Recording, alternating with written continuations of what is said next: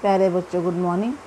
अभी जो कल मैं देखा था कि हे मातृभूमि, इसके आधी कविता हम देखे थे। आज हम आधी कविता देखने वाले। फिर भी मैं पूरा आपको फिर से समझाती हूँ, रिवीजन लेती हूँ। हे मातृभूमि, तेरे चरणों में शीश नवाऊँ, मैं भक्ति भेंट अपनी तेरी शरण में लाऊँ। मतलब हे मातृभूमि, तेरे चरणों में मैं अपना सर रखूँ और मेरी भक्ति भेंट जो है तेरे शरण में दे दूँ। माथे पे हो तू चंदन, छाती पे तू हो माला, जीवा पे गीत तू हो मेरा, तेरा ही नाम गाऊँ। माथे पे मेरे चंदन की रहे, छाती पे माला बनकर विराजमान है और हमेशा मेरे जीवा पे, मेरे जबान पे तुम्हारे गीत हो और तुम्हारा ही नाम गाऊँ। जिससे सपूत उपजे श्री राम कृष्ण जैसे, उस धूल को मैं तेरी निज शीश पे चढ़ाऊँ। जिस तरह से श्री कृष्ण राम और श्री कृष्ण भगवान जैसे इस देश में हुए अच्छे पुत्र ने दिए हैं, और उस पुत्र भूमि को, अपने भूमि की जो धूल है, मैं अपने शीश पे चढ़ाऊँ, और वो भी हमेशा मैं अपने खुद, निज मतलब खुद। अभी यहाँ से हमें पूरा आगे क्या देखना है। देखो अभी क्या कहते हैं। माई समुद्र जिसकी पद रज को नित्य धोकर, ये भी मैंने समझा के दिया था। वो कहते माई मतलब भारत माता, जो समुद्र है, जो तुम्हारे पैर को, जब जैसे सागर की लहरें आती है और फिर पीछे चले जाती है, तो कवि कहना चाहता है कि सागर की लहरें भारत माता के पैर के स्पर्श कर कर उसको धोकर जाता है। मतलब समुद्र जो है, जो भारत माता के पैर धोकर उसके चरण स्पर्श कर जाता है, उसी तरह मैं भी तुम्हें प्रणाम करता हूँ और वो चरण मैं दबाऊँ। सेवा में तेरी माता, मैं भेदभाव तज कर, सेवा में तुम्हारी करूँ, हमेशा भेदभाव तज कर, वो दूर त्याग कर। वह पुण्य नाम तेरा प्रतिदिन सुनूँ सुनाऊँ, और तुम्हारा पुण्य नाम मैं प्रतिदिन सुनूँ सुनाऊँ। तेरे ही कामा हूँ, तेरा ही मंत्र गाऊँ, मन और देह तुम पर बलिदान में जाऊँ। मतलब तुम्हारा ही काम करूँ, तुम्हारे ही मंत्र गाऊँ, और मन और देह तुम पर ही मैं बलिदान करूँ, अर्पण करूँ। मतलब भारत माता के लिए मैं सब कुछ बलिदान करना चाहता हूँ और उसी में मेरी खुशी ही मेरा जीवन है। कवि इस तरह से कहना चाहते हैं। अभी हमने देखा था कि पहला एक स्टांजा हो गया था, तो दूसरा स्टांजा जो है वो हम देखने वाले हैं। यहाँ पे देखिए, आपके पेज नंबर खोलिए, पेज नंबर 6 पे। अभी 6 पर क्या है, यहाँ पे देखो बॉक्स में दिया है। आपके पास नोटबुक नहीं है तो नोटबुक में आपको ये लिखना है, ए बी सब लिखना है। फिर अगर वर्कबुक है तो ठीक है, यानी तो वर्कबुक आप खरीद लीजिए, आपको समझ में आ जाएगा। देखिए अभी यहाँ पे दिया है, 1-2 बार पढ़ो, और फिर हमने पहले ही पढ़े ना अभी, तो इसके लिए फिर से मैं पढ़ने की ज़रूरत नहीं है। फिर देखो, कवि मातृभूमि के प्रति कृति नंबर 1, आकृति पूर्ण कीजिए। कृति नंबर 1, देखो जहाँ आकृति पूर्ण कीजिए तो आपको ये भी निकालना है ड्राइंग के साथ, ये बॉक्सेस के साथ, एरो भी निकालना है एग्जाम में भी और नोटबुक में भी। अगर नोटबुक नहीं है तो वर्कबुक में आप जहाँ पे जगह खाली है वहाँ पे लिख सकते हैं। तो क्वेश्चन क्या है, कवि मातृभूमि के प्रति अर्पित करना चाहता है मन और देह, जैसे कि मन और देह। उसी तरह कविता की पंक्तियाँ पूर्ण कीजिए। सेवा में तेरी, कहाँ पे है, सेवा में, यहाँ से लेकर यहाँ तक, सेवा में मैं तेरी, मैं भेदभाव तज कर, वह पुण्य नाम तेरा प्रतिदिन सुनूँ सुनाऊँ। यहाँ तक आपको यहाँ पे लिखना है। उसी तरह से आगे जो है, यहाँ पे देखो बलिदान में जाऊँ, तो ये लाइन कहाँ पे है, यहाँ पे है। तो आप इसको ढूंढ के, तेरा ही काम आऊँ, तेरा ही मंत्र गाऊँ, मन और देह तुम पर बलिदान में जाऊँ। ये 2 लाइनें आपको इस जगह पे लिखनी है, आप देखकर लिख सकते हैं। ठीक है बच्चों, तो हम आगे जाते हैं। देखो आगे क्वेश्चन क्या है कि एक शब्द में उत्तर लिखे। मातृभूमि के चरण धोने वाला समुद्र। फिर प्रतिदिन सुनने सुनाने योग्य नाम मातृभूमि। अभी देखो शब्द संपदा मतलब व्याकरण कृति। निम्नलिखित शब्दों के पर्यायवाची शब्द लिखे। माता जननी, देह शरीर, पर्यायवाची शब्द मतलब समानार्थी शब्द, समुद्र सिंधु, चरण पाव। अभी देखो निम्नलिखित शब्द में प्रत्यय जोड़कर नए शब्द बनाए। देखो आपने 7वीं में या 8वीं में उपसर्ग और प्रत्यय सीखा होगा। अगर नहीं सीखा है तो यहाँ पे अभी ध्यान दीजिए, मैं आपको अभी सिखा के बताती हूँ। ठीक है, एकदम सीधी सी बात है, लेकिन मैं जब भी ये ऐसे करते जाऊँगी ना, तो उससे अच्छे से ध्यान देना है। उसी टाइम शब्द, उपसर्ग और प्रत्यय, इतना छोटा टॉपिक है, लेकिन ये टॉपिक हर एग्जाम में आता ही है। अगर मैंने यहाँ पे शब्द लिखा गुण, गुण मतलब अच्छी क्वालिटी, हाँ, अगर उसको उपस्वर्ग मतलब पहले लगने वाले शब्द अव लगा दिया तो शब्द क्या बन गया? गुण। हाँ, अभी देखो गुण मतलब अच्छी क्वालिटी वाला, लेकिन अवगणने से बनने क्या? अच्छी क्वालिटी वाला नहीं। मतलब इस अव को कोई अर्थ है क्या? नहीं है, लेकिन अव लगने से इस गुण का अर्थ बदल गया। समझ में आ रहा है बच्चा? इस अव लगने से, इस शब्द लगने से, गुण को यह शब्द लगने से इस गुण का पूरी तरह से अपोजिट वर्ड बन गया। मतलब गुण का अपोजिट वर्ड अवगुण बन गया। लेकिन अगर मैंने बाद में इसको वान लगा दिया तो क्या बन जाता है? गुणवान। मतलब बहुत अच्छी क्वालिटी वाला। देखा, वान को कोई अर्थ है क्या? बिल्कुल अर्थ नहीं। फिर निश्चित लगाने से उसका अर्थ बदल जाता है।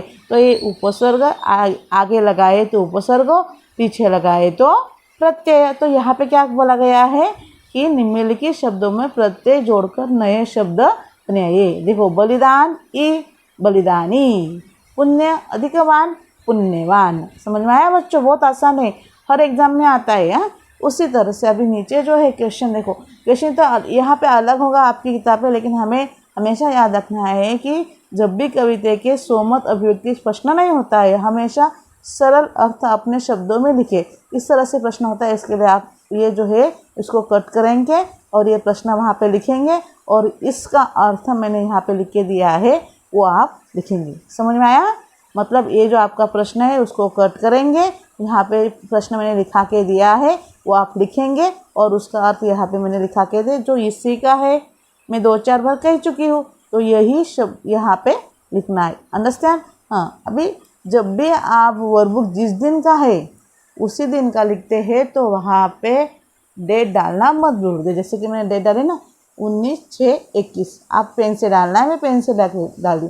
उसी तरह अगर कोई क्वेश्चन में कट करूँ, क्योंकि मातृभूमि की विशेषता है, हमने पीछे भी देखी है नहीं देखी है, ठीक है, लेकिन इतना ज़रूरी नहीं लगता है, तो इसके लिए मैंने इसको कट दिया। अगर हमें चाहे तो स्कूल होने के बाद फिर से लिख के लेंगे। तो अगर ऐसा कभी मौका आता है तो आपको पेंसिल से कट करना है, पेन से नहीं, क्योंकि वापस हम उसको छोड़ से लिख सकेंगे। उसी तरह से जो विराम चिन्ह है ये हम बाद में फिर से करने वाले हैं। क्यों करने वाला है? क्योंकि उसके ऊपर हमें सेपरेट एक सेशन जाएगा। विराम चिन्ह आपको पता है, लेकिन आपको फिर से दोहराने पड़ेंगे, फिर से उसकी डेफिनेशन पढ़नी पड़ेगी। तो इसके लिए मैंने आपको कहा है कि वो हम बाद में देखेंगे। विराम चिन्ह हर एग्ज़ाम में 1 या 2 अंक लेके ज़रूर आते हैं। और सबसे ज़रूरी बात मैं बताना चाहती हूँ कि आपको ये जो आपके नोटबुक का पेज है, पेज नंबर 52, कौन सा? पेज नंबर 52, ये जो पेज है कलरफुल पेज है, इसको आप जेरॉक्स करो। हाँ, और ये आपके नोट आपके जहाँ भी है, आप जहाँ पे रोज़ाना पढ़ते हो, कपबोर्ड होगा जहाँ पे आपकी नज़र जाती हो, वहाँ पे चिपका दो जेरॉक्स करके। क्यों? क्योंकि ये सारे प्रकार आपके पाठ हो जाने चाहे। इसके ऊपर ही पूरे एग्ज़ाम के 11 मार्क्स डिपेंडेंट है। अंडरस्टैंड? क्या कहा हमारे बच्चों? मैंने ये जो पेज है ये आपको जेरॉक्स करके चिपका देना है और उसे रोज़ 2 बार पढ़ना है, कम से कम 2 बार पढ़ने से आपको एकदम से ऐसे प्रेशर नहीं आएगा और ग्रामर आपके लिए आसान हो जाएगा। आपको समझो ना समझे, आप सिर्फ उसको याद करिए, बस एक बार पढ़िए कम से कम दिन भर में, तो आपको वो जो शब्द है ना अलग अलग के, वो आपके पहचान वाले हो जाएंगे और फिर आपसे उठेंगे नहीं, आपसे वो प्यार करने लगेंगे। इसके लिए मैं कह रही हूँ कि उसको चिपका के दो और दिन भर में एक बार उसको मिल लो, ठीक है। तो अभी जो ग्रामर का पार्ट है, ग्रामर का वह मैं बाद में लेंगी विराम चिन्ह। उसके नीचे जो है उपयोजित लेखन। ये जो उपयोजित लेखन यहाँ पे ग्रंथालय, स्वप्न, पहेली, काज, इस शब्द बना के कहानी, लेकिन ऐसी कहानी लेकिन आपको आती ही नहीं है। आपको कहानी हमेशा किस पे आएगी? मुद्दों के आधार पर ही। इसीलिए मैंने दहेज एक बुरी बला एक कहानी ली है और वो कहानी आपको वहाँ पे लिखनी है। तो कहानी लिखने से पहले कहानी का इम्पोर्टेंट क्या है, कहानी लेखन क्या है, मैं समझा कर देती हूँ। उसका भी एक फ़ोटो भेजती हूँ कि कहानी लेखन के एकदम थोड़ा सा, ज़्यादा नहीं लिखना है हमें। तो कहानी आपको जो है ना, ये कहानी जो है दहेज एक बुरी बला, ये जो कहानी है ये यहाँ पे लिखनी है। कहाँ पे लिखनी है? ये कहानी यहाँ पे लिखनी है, यहाँ और वहाँ आगे भी जगह वहाँ पे लिखने की है। लेकिन ये जो पार्ट है ना कहानी की, ध्यान योग्य रखने वाली बात है, ये आपको आपकी 200 पेज की नोटबुक लगाई, पार्ट 3 में लिखना है, कंपोजिशन पार्ट में। कहाँ पे लिखनी है?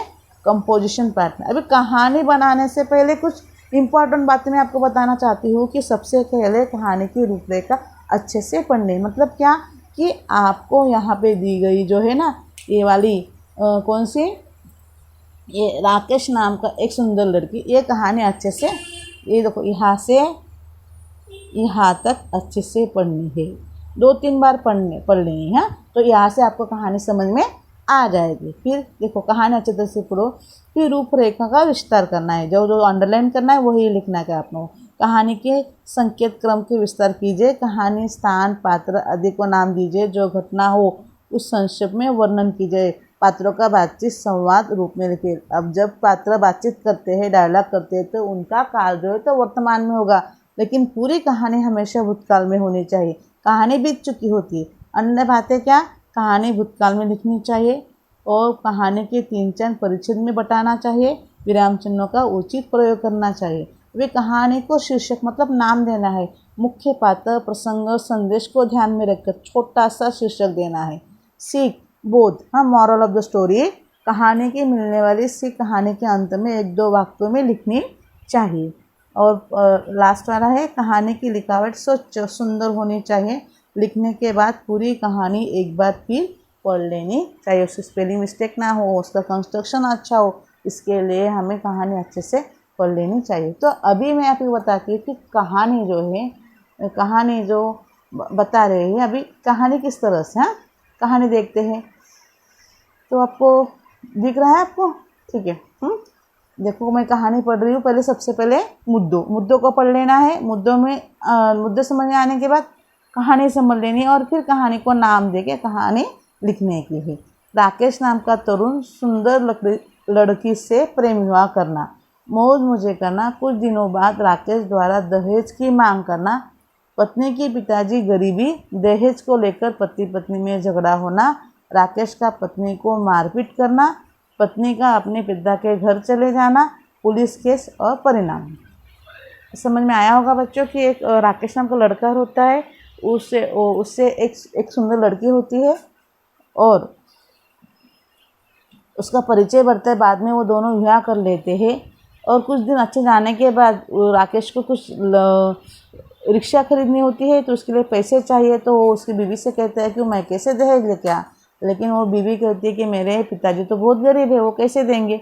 तो इस बात को लेकर दोनों में झगड़े होने लगते हैं और बहुत मारपीट करने लगता है। फिर हर बार झगड़ा, और एक दिन बहुत मारने के बाद उसकी जो पत्नी होती है वो जो है नाराज़ हो जाती है, उसका नाम मोना है, वो बहुत नाराज़ होती है और उसके पिता के घर चली जाती है। और घर जाने के बाद उसके पिता उस राकेश पे केस कर देते हैं। फिर पुलिस वाले आते हैं, उसको लेके जाते हैं और उसके 6 साल की सज़ा होती है। मतलब दहेज एक बुरी बला है, एक सामाजिक बुराई है। तो ये कहानी समझ आने के बाद हमें अच्छे हैंडराइटिंग में नाम के साथ वो आप वहाँ पे लिखनी है। तो आपको ये कहानी यहाँ पे लिखने की है, ठीक है। मैं भी पढ़ती हूँ। देखो, राकेश नाम का एक युवक था, वो मोटर मैकेनिक था। मोना नाम की एक सुंदर लड़की से उसका परिचय हुआ, परिचय बढ़ता गया और कुछ समय बाद दोनों ने विवाह कर लिया। मोना गरीब की थी पर स्वभाव की अच्छी थी। विवाह के बाद कुछ महीने आनंद में बीत गए। इस बीच राकेश ने एक रिक्शा खरीदने का निश्चय किया। उसने मोना से कहा कि वो अपने पिताजी से 50,000 रुपये ले आए, क्योंकि विवाह के समय उसने दहेज के रूप में कुछ भी लिया नहीं था। इस पर मोना ने कहा, तुम जानते हो कि मेरे पिताजी एक दफ्तर में मामूली क्लर्क है, उनकी आर्थिक स्थिति अच्छी नहीं है, इतनी बड़ी रकम मैं उनसे कैसे मांग सकती। राकेश ने रोज़ मोना से रकम लाने के लिए कहता और मोना साफ इनकार कर देती। फिर दहेज की रकम के लिए उनमें झगड़ा होने लगा। कभी कभी तो राकेश मोना को पिटाई भी करता और मोना उसकी बात नहीं मानती थी। एक दिन राकेश और मोना के बीच झगड़ा इतना बढ़ गया कि मोना नाराज़ होकर अपने पिता के घर चली गई। मोना के पिता ने पुलिस के दहेज का केस कर दिया। परिणाम स्वरूप न्यायालय ने राकेश को 6 महीने की जेल की सज़ा दी। अभी देखो, सज़ा दी ना उसको, मतलब बुरा काम किया तो उसको सज़ा मिल गई। अभी इसे सीख क्या मिले? सच पूछ, दहेज की प्रथा हमारे समाज में अभिशाप है। हमें दहेज संबंधी लेन देन से दूरी रहना चाहिए। मतलब आपको यहाँ 1 मार्क्स है और यहाँ पे 1 मार्क्स है, और यहाँ जो पूरा लिखा है ना, इसको 3 मार्क्स है। तो और इसके लिए एग्ज़ाम में ये लिखने की ज़रूरत नहीं है, सिर्फ कहानी एग्ज़ाम में ये आएगा, लेकिन अभी आपको वर्कबुक में आपको ए भी लिखना है और इसके बाद ये लिखना है। अगर आपको जगह कम पड़े तो यहाँ पे ज़रा लाइन्स मार के, मतलब नीचे नीचे लाइन्स है, दरअसल लाइन मार के यहीं पे एडजस्ट करने ही क्या, यहाँ मत लिखो यहाँ विराम चिन्ह के हमें वाक्य लिखने के। ठीक है बच्चों, तो आपको मैं सारे फ़ोटो भेजती हूँ। आशा करती हूँ कि आपको मेरा वीडियो अच्छा लगा होगा, तो उसको लाइक करना है, सब्सक्राइब भी करना है। ठीक है।